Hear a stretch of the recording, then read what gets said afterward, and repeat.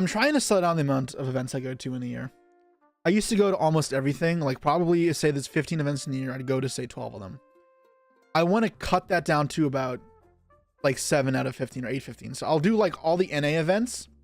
I'll probably do Central America as well, as long as there's an easy flight. Like I looked for El Salvador, and there's literally a 300 Canadian dollar direct flight to San Salvador. So like, fuck it, that's easy. I'll do that. But unless I'm making a vacation out of the far places like Sydney, Buenos Aires, Bologna, then I'm not going to go for like 3 days, because spending $1,000+ to travel on a plane for over 20 hours just to be there for 72 hours is terrible. It's not good. It's draining on me. It's very tiring. It messes up my schedule, and largely a reason why I put on weight is because it messes with my schedule. Yeah, so I figured being in a better routine for both work, my own health, and financially is more important. If somebody wants to go do travel stuff with me and I can go like do vacation stuff in some of these places, I'll be more keen. So for example, if Argentina I were to do as a vacation, there are many cool places I'd want to visit, but obviously like I can't do everything all at once, and I'll like pace it out over a couple events and a couple like years. Yeah, I mean, a lot of the places that I've been to before. The places events are held, like events in Rio. Rio is beautiful. I loved it. I've been there 3 times though now. Yeah, 3 times now. It's so far and expensive. I don't know if I can justify spending money there again. Peru as well. It's far. Very pretty. I loved Peru, but it's not like I can just drop the grand and a week and every time I have a Wysis Peru. Duel the hotel owner for free stay. It's not so simple. But yeah, I have FOMO missing out on events. I had FOMO for Ecuador. I'll have FOMO for Bologna as well. Although at least for European events, I can also just make money by streaming them. So not only do I save money, I make money. And I can grow my channel. So like I will be re-streaming Bologna. I'll fucking butcher my sleep schedule. It's fine, but it should be fun, as well as maybe earn a little bit of money, which would be nice. Yeah, unfortunately means the European events I won't be going to as often. I am, however, booked for Birmingham because it's closer and cheaper for me to go there than any other place in Europe. So I'll still will be at least, I'm going to try to do at least 1 European event per year, but I doubt it'll be more than 1 a year from now on.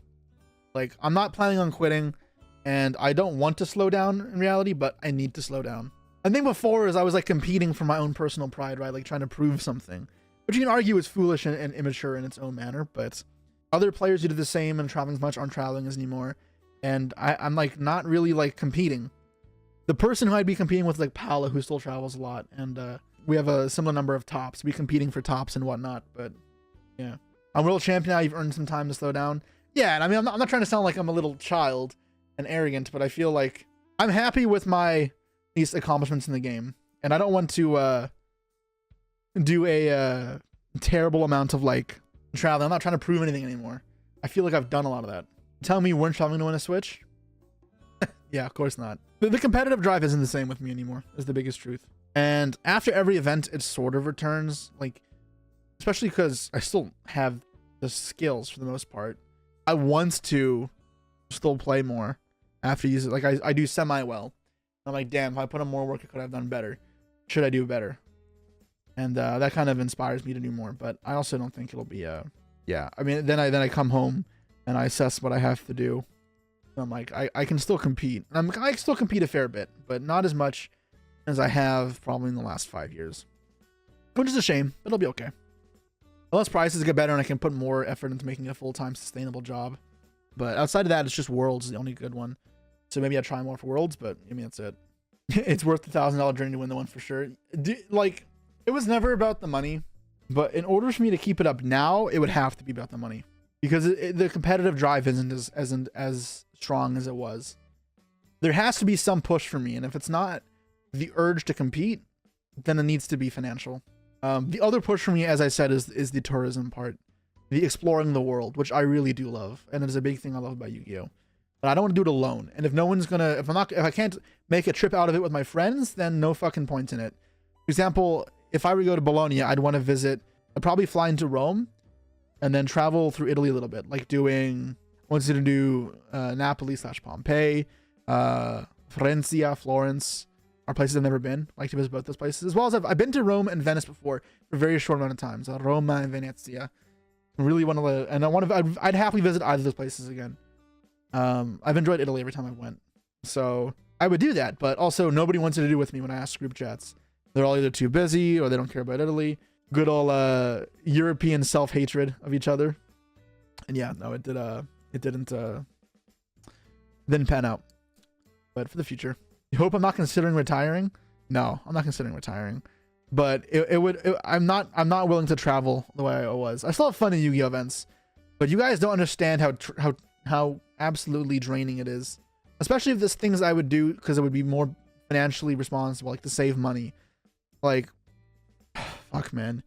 I remember on the way back from Worlds 2019, the Berlin trip that I had, and I stayed longer to do some business, and I made money, but in order to just be cheap and to save, because I was 19, I was a kid still, just starting his business, and did not have capital. I used every bit of money I had on buying stuff. I had like 2 layovers, and I couldn't afford to check a bag, so I had like giant bags with me that I had to argue to bring on the plane. And the bag ripped. It was a plastic bag, and it ripped, and I had to like cradle the bottom of it for like a 16-hour flight. And then it was cheaper for me to fly directly to Indianapolis for the UDS there instead of flying home first. And then I had to do that, and then to save money, I stayed at some friend's house, which is less comfortable than a hotel, though I appreciate the help. And it just all over meant that like I was struggling, right? Like it's uncomfortable, it's not fun, and you push yourself to exhaustion. And I have many such cases of doing that for Yu-Gi-Oh, and I'm not built like that anymore. I'm not ready to burn my time, burn my money like that anymore. It's the hustle that nobody really talks about. I could tell you guys so many horror stories of times where shit went wrong in travel, or I really had to stretch everything to its maximum, or just absolutely, I've gotten lost in fucking farmland in Germany before. I've shown up to my hotel in Santiago, Chile, and it didn't exist. I've been my phone dead with no internet several times in places I've never been because of unforeseen circumstances. Like, it's story time. I mean, some of these stories aren't that interesting, but it just like absolute grinds that are so hard, and sometimes there's no payoff. For example, okay, this is not where I expected today to go. Isn't that traveling in general? But it's also traveling alone, and it's traveling on a bigger budget. Because when you travel and you don't mind spending more money, you can use money to fix mistakes. You get better airlines, you get flexible changes on stuff, you get better hotels. But so one example that like didn't pay out was Worlds Race 2018. So what you have to remember with the Worlds Race, Worlds Points, is the first 2 years it existed, it was not a playoff. It was simply, if you were the top 2 players in North America, you qualified for Worlds. What that meant was earning points within the year was much more important, but also because there's less people who can qualify, people in the top of the race are more competitive. Like, every point matters a lot more. It was extremely unhealthy. This is where most of the really brutal stories come from. Also because this is before new time rules. And you can hate the new time rules, but I will never, ever defend the old time rules because of some of this stuff I experienced playing the regional grinds those 2 years with the old time rules. The amount of regionals I had that ended at 3 in the morning, and I had to fucking get on a flight at 2 hours later and then play another regional the next day, or a bus and then drive overnight. It was ridiculous. One of those included, I took an overnight bus to Philadelphia from Toronto because that was the only way you could do it. It arrives at 8 in the morning. I had nowhere to shower, so I fucking have to go into the bathroom. I take a whore's bath where it's like just splashing my fucking like sweatier areas down, layering up with deodorant. It feels gross. And then I play the regionals. After that regional finished, and it's Philly. It's 10 rounds. One in the morning it finishes. We go to the airport for a flight at 4 in the morning to Columbus, and has a connection in Raleigh, North Carolina, or Charleston. I don't remember which one. Or maybe Charlotte, not Charleston. There's like bad weather, can't fly, so it gets canceled. And we figure out, wait, what if instead of going now to Columbus, if we rent a car right now and drive 5 hours, we can make it to the Catskill, New York regional exactly in time. So we rent a car, we drive 5 hours. The regional's only 16 points in the end. 16 points, it wasn't that big. After all that, I go X2. I play a kid on the bubble, a 12-year-old, who starts crying when I beat him and begging me for the win. That feels bad. I got 1 point. 1 from that entire regional. That was fucking brutal. Then I had to bus home from, or take the train home from Catskills, which was a 10-hour train ride. It was rough that weekend. It was brutal, and it did not help. It didn't matter. About 2 weeks later, There were no regionals in North America. 0 way to earn points. However, what there was, 12-hour flight away in Santiago, Chile. And this is at a period in time when Americans weren't traveling to foreign places, because there'd been like a gap in the eras where like Billy traveled a bit, Tobin traveled a bit in like 2017. But after that, a lot of those players stopped playing a bit more, and players from my generation at that time weren't traveling abroad. So if I were going to go to Santiago, Chile to earn points, the only event in all of the world they could earn points that weekend, it'd be by myself. So and I never traveled to South America before, never been there. I said, fuck it, I'm committed, and I am someone who is very determined to accomplish something when I put my mind to it. So I'm like, I'll do it. So I got a flight to Santiago, found an Airbnb. I land, and I'm not familiar with South America, and this is my own obliviousness. Remember, I'm 18 at the time. I'm a kid. What I learn is you need an adapter, different wall plugs in different parts of the world. Obviously, I knew this. I've been to London before, but I didn't realize that anywhere in the Western Hemisphere didn't have the same outlets as the North American, US, and Canada. So immediately I'm there without a charger. I'm meeting Darren Stevenson there. That dunce doesn't have internet because he's cheap, even cheaper than I am. So I arrive and he has no phone. My phone's at like 20%. My charger didn't work on the plane. Like the outlet was not working. Look, I have 20%. That's fine. Let's just go to the hotel, check in. Then we'll go to a Walmart. I didn't know Walmarts don't exist in South America, but I'm like, let's go to a Walmart afterwards. And then we'll buy a charger and we'll be okay. And this is kind of my first time traveling alone in a place that's not a first world country. At that point, I had traveled once alone before, and I traveled alone to Miami. I traveled alone to London, and I traveled alone to San Antonio. Not San Antonio, Dallas. It was Dallas, not San Antonio. Those 3 places, which are all English-speaking first world countries. And Santiago is not a rough place. It has a worse rep than people give it credit for. Santiago is fine. Walmart Chile, it's called Leader. Yeah, I know now. I did learn that night. So I wasn't experienced in traveling. Anyways, I put the address in for my hotel into Uber. I arrive, it's not there. Walk into like an apartment building that is there, and they're like, yeah, this place is gone. Now it's an apartment building. After like 20 minutes of Google Translate talking to them. At this point in my life, 6 years later, I've been to Latin America enough that I can communicate enough in Spanish that I probably would have been able to hold the conversation normally. My Spanish back then, 0. I hadn't studied Italian at that point. I hadn't been doing French in a few years, and I'd never been to Latin America before, really. So my Spanish was almost nothing. You don't learn Spanish in Canada, you learn French. And even then, the French I'd done, it had been like 5 years since I'd learned French.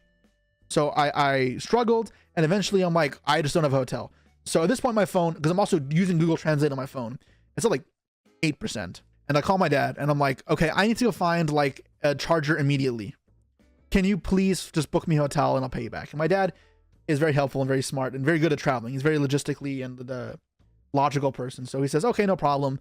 And he sorted that out for me. So thankfully that ended up not being a huge problem. He was able to sort me out, and then we squared up later. But he took control of that. But I'm like, okay, I still need a charger here. Otherwise, we're just going to get fucked even harder. So I'm like, let's find a Walmart with very little internet I have. I look for Walmart. And the worst part is, so remember I said Walmart doesn't exist in Chile, but it shows up on my search results. A Walmart shows up 25 minutes away. I'm like, I don't care. Fuck it. That's good enough. And I throw it in the Uber again. And I'm like, okay, this shouldn't be a problem. It's called Leader. I know. I didn't go to a Leader. It didn't take me to a Leader. Google did not show me that either. 25 minutes later, and I'm dead. I don't sleep well on planes. So I KO'd in the car. I wake up as we're arriving. My phone's at 1% battery at this point. 1%. An old phone as well. I look around, and we're very much like not the metropolitan area of Santiago. And take you to a warehouse? Oh yeah, baby. We went to a shipping distribution area, and there were armed guards everywhere. And we were like, where the fuck are we? We got stopped at like one of those toll booth things and said, you can't enter. And there's just people with assault rifles. Full-on assault rifles there. Like, you're not allowed here. And I'm like, isn't this a Walmart? And they're like, nope. They spoke English at least. The guards. And at this point, I have 1% battery on my phone. And I'm like, holy fuck, where do I go? With 1% on my phone, I just Googled the nearest shopping center. Put it into Uber. Saw the license plate that was coming. And my phone died. And I had to memorize the license plate. And if that Uber tried to kidnap us, I would have zero recourse. My phone was dead at this point. Darren had no SIM card. So at that point, I was like, okay, memorize this license plate and pray that it's a reputable person, and we just get to the plaza, and then if this plaza doesn't have a charger, we're fucked. We're going to have to communicate in Spanish, which neither of us know. Darren knew less Spanish than me. I was pretty much speaking in 9th grade French to Spanish people. One of the armed guards offered to give us a ride around as well. And I declined because I wasn't too trusting. Eventually, we got to the shopping plaza, and guess what we see? A leader. L-I-D-E-R, I think it is. Which is just Walmart. It has the fucking, like, logo that Walmart has. The same color scheme. And I was so confused. I'm like, I saw it and I'm like, wait, this is just Walmart.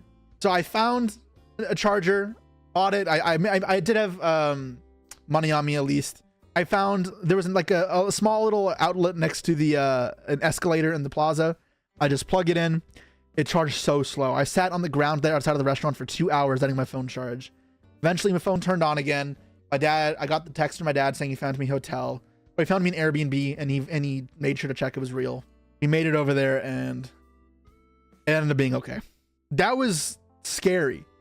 Because also people have the misconception that South America is super dangerous. And I mean, while areas can be, it's really not as bad as people think it is. But as a kid, especially someone who's been exposed to the kind of media who says that South America is super dangerous, it was nerve-wracking for me. Like, looking back, I was not really in that much danger at any point. And for all I know, I could have trusted that guard. None of the Uber drivers were shady. The plaza was nice. It wasn't run down or shit, so it was okay. You read that American men get ransomed in Colombia all the time.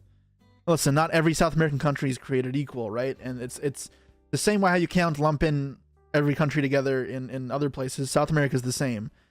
Colombia is not Chile. To be fair, you would have been too scared to ask an armed guards after Google Maps sent me there for some reason. I was nervous, right? I was 18, not really experienced in traveling. First time in a foreign-speaking country like that. It was a bit of an ordeal. Did you prepay for a stay at a non-existent hotel? Or did you decide to go there first and pay? I prepaid. I got the money back from Airbnb, but it doesn't matter. You can't even lump every state in the US together, or city, and that's the same for countries as well. For example, Peru. Peru had very different vibes. In Peru, I've been to Aguas Calientes, which is where Machu Picchu is, as well as Cusco, as well as Lima, and I've also been to what's the name, Hakachina, which is, what's the name of the place next to it? That was where the actual city was. I don't remember, but all very different, and different levels of safety, different levels of cleanliness, different levels of food. I mean, that's just natural, right? Places are not the same everywhere you go, and to assume everything is like homogenous would be foolish. I don't know how we got into this travel story. I have many like this where things looked kind of rough, but yeah, I mean, that's like a big reason why I want to slow down.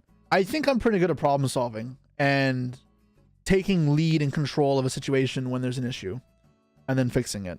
And it's something I've learned a lot and become good at, largely in part because of Yu-Gi-Oh and because of traveling. And my dad, who's helped a lot with that because he's very good at it as well. It's not something I want to be doing, so I'm not looking forward to far events where it's more likely to happen. If you consider playing an OCG event, you're not allowed to. You're just straight up not allowed to. I have. They don't let foreigners play. It's really toxic and annoys me that we are open for OCG players to play in a YCS in America, but Chinese and Japanese events are just closed to foreigners, so I do not have the choice if I wanted to. You gotta go to Brazil? I've been 4 times to Brazil. It's far as fuck. It's really expensive. I loved Rio, Sao Paulo not as much, but I've been enough, so I'm probably not going back for a while. Yu-Gi-Oh is a game that's about problem solving. Exactly. It definitely helped me learn a lot in life. I have seen a lot. Yu-Gi-Oh has offered me the ability to travel the world. Some of the places I've been are really cool. I love Sydney, and I do make a habit of a lot of the times when I travel far away to visit other nearby places that would otherwise be considered a treat to travel. So, and I showed this in vlogs, going to Machu Picchu while I was in Peru, going to the Barrier Reef in Cairns when I was in Sydney. When I was in Japan, I was going to go to Osaka in the Miss Mountain area to see the hot spring monkeys. I can't remember the name of it, but there was a hurricane and the Shinkansen, the bullet train, was shut down and I couldn't go and I got stuck in Tokyo after being there for a week and a half. So I got my extra 4-day trip canceled, and then by the time the 4 days was up, the weather was better so I could fly home, but I'd missed the trip to Osaka. When I went to Bologna last year, I made sure to go to Venice for 2 days afterwards. We're supposed to be opening a new pack, but we've engaged in a story time Q&A somehow. All right, let me actually open Master Duel. I appreciate you guys wanting to talk, but I imagine you guys also want to see me dueling.